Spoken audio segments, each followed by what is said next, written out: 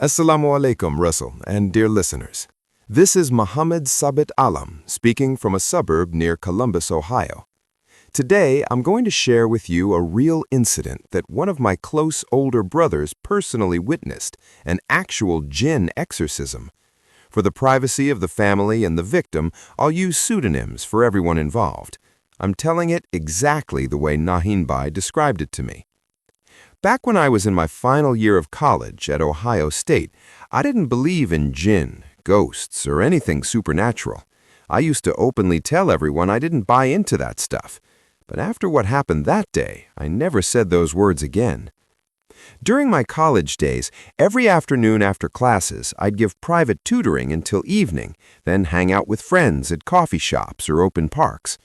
One day, while we were chilling in an open park, the topic of ghosts came up. Someone started playing a ghost story podcast.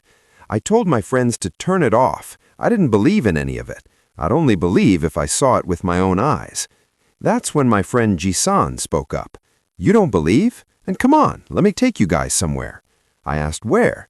He said he knew an imam who performs jinn exorcisms. The man was a muezzin at a local mosque. That evening, I had tutoring at 8:30, but I called and canceled, telling them I couldn't make it. I asked Jisan to take us there. About 30 minutes later, we reached the imam's house in a quiet suburb outside Columbus. His name was Abdul Karim. Standing outside, I suddenly felt a bit scared. After some back and forth about who would knock, my friend Niloy finally did. A 15, 16-year-old boy opened the door, greeted us with salam, and asked who we were looking for. We said Imam Abdul Karim. He said that was his father. We told him we had a problem and needed the imam's help. 5 or 10 minutes later, the imam came. I asked straight away, "Imam, do you perform jinn exorcisms?" He replied, "This work is done by Allah. I'm only the means." I asked if he took money. He said no. He never demands anything. Whatever Allah provides is enough, and he tries to help people with whatever knowledge he has. Then I told him directly, "Imam, honestly, I don't believe in any of this." He pointed at me and Niloy and said, "You all claim to believe, but you two don't. Why lie? You didn't come with a problem. You came to see my work." I was stunned. He continued, "I knew the moment you stepped in why you were here. I won't disappoint you. I'm giving you an address. Go there tomorrow and ask about the problem. Come back here the day after tomorrow at 8 p.m. One condition, no recording, no photos. This is my personal workspace. I don't want pictures taken. I'll only show you, because 2 of you have been touched by black magic in your lives. So only you 2 come. Bring a notebook and pen. Write down everything that happens." In high school, I'd once been a victim of black magic, but none of my friends knew. Hearing him say that shocked me. I wondered how he knew, and what was Niloy's story. We agreed, took the address, and headed home. On the way, Niloy shared his own experience. I'll tell that another day. That night, I couldn't sleep. The next evening, Niloy and I went to the address the imam gave. After searching the area for 5-10 minutes, we found the exact spot in a residential neighborhood and knocked. No answer for a few minutes. We knocked harder, and a polite woman opened the door. We greeted her, showed the imam's note, and said he'd sent us to learn the full details of their problem. She invited us in, led us to the living room, locked the main door, and left. 5 minutes later, she brought water, cookies, and tea. I asked, "Auntie, what problem do you have? Please tell us." She said they'd already explained everything to the imam. I told her the imam would come tomorrow to solve it. He'd sent us to confirm the full story again. She sat on the couch and began telling us about her son, Mahin. I'm repeating it exactly as she told us. "Mahin is my only son, a 9th grader at a local public school. Very smart, extremely quiet. So quiet that if someone slapped him twice, he wouldn't protest. That's why he hardly had friends. Every year, at the end of the school term, he'd go to the family property in rural Indiana with his uncle Ashfaq, who lives there managing the land. Ashfaq would come to our house, take Mahin for a few days, then bring him back. That year was the same. 9 days in the rural area, then back with his uncle. But after returning, my calm boy changed. He became angry and short-tempered, picking fights with neighborhood kids over nothing, getting into school fights over small things. It became daily. When asked why, he'd say, "Uncle told me to." Uncle also said people don't deserve kind words, only harsh talk and force work. I kept asking which uncle was teaching him this. Every time, Maheen would point somewhere with his finger and say, "There, look, he's standing right there." I'd be shocked, but thought maybe he had an imaginary friend because he had no real ones. I didn't realize then how seriously I should have taken those words. He started talking to someone while going to and from school.